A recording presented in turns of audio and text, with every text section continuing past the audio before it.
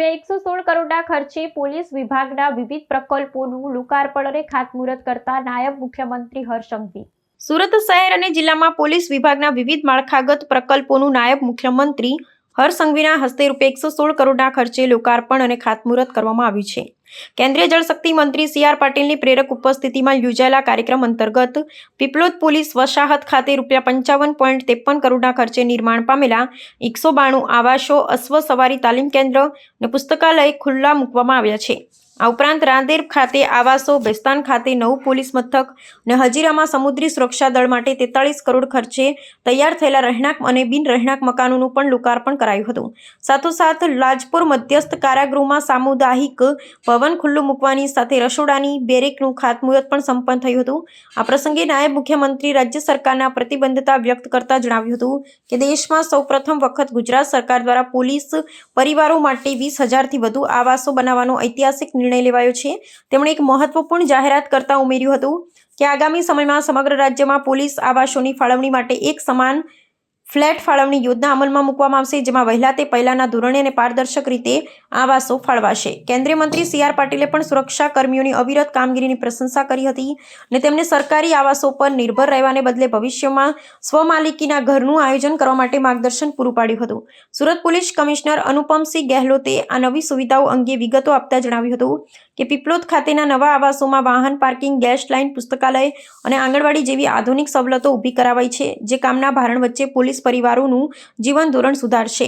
વધુમાં પોલીસ કલ્યાણ પ્રવૃત્તિઓ અંતર્ગત લગ્ન, તબીબી સારવાર, શિક્ષણ કે મકાન સમારકામ માટે ₹50,000થી 5 લાખ સુધીની લોન આપવાની યોજના પણ અમલમાં હોવાનું તેમણે ઉમેર્યું હતું।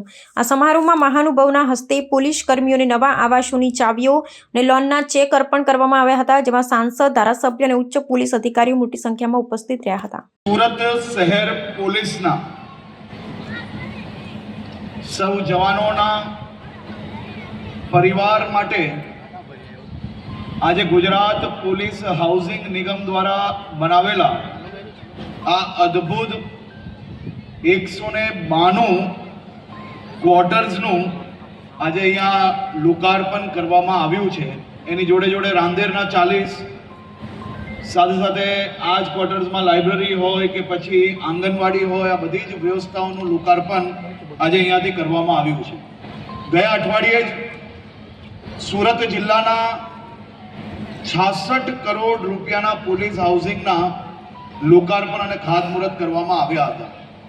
આજે ફરી 112 કરોડ રૂપિયાના પ્રોજેક્ટોના ખાતમુહૂર્ત અને લોકાર્પણ અહીંયાથી કરવામાં આવ્યા છે। આ જ દર્શાવે છે કે ગુજરાત સરકાર એ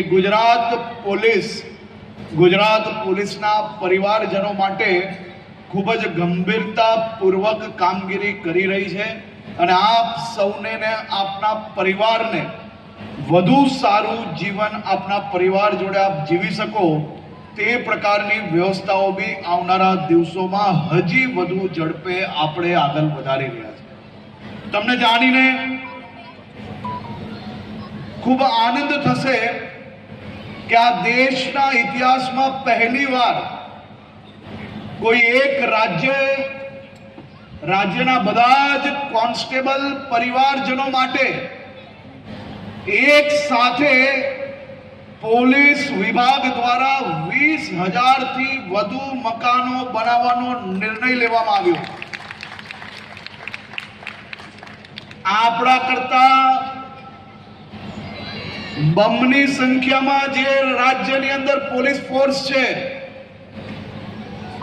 ડબલ કરતાંય વધારે જે રાજ્યમાં પોલીસ ફોર્સ છે, એ બધા જ લોકોના 5-5 વર્ષના જેટલા પ્રોજેક્ટો હોય એટલા પ્રોજેક્ટ આપણે આ 1 વર્ષમાં પોલીસ પરિવારો માટે નક્કી કરવામાં આવ્યા છે।